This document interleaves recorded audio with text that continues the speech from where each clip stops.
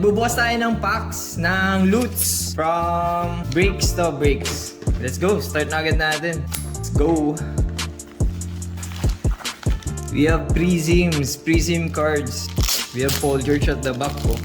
So ayan, Malcolm Brogdon, we have Victor Oladipo, Aaron Holiday, Doug McDermott, Jeremy Lamb, Bruce Brown, Blake Griffin, Shabazz Napier, another one Shabazz, Killian Hayes, instant impact, first rookie to dito sa pack na to. Sekou Doumbouya, Isaiah Stewart, ayan mga rookie, Cassius Winston, Daniel Oturu, Saddiq Bey, sumanong centering niya, not so good.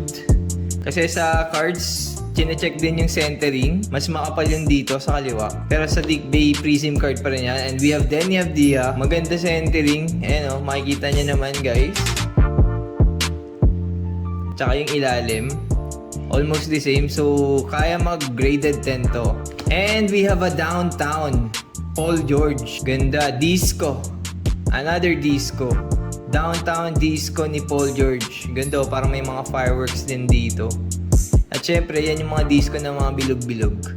Ito ay nakakuha sa Prism Fast Break. So yan, Paul George ang pinakahit natin dito sa pack na to.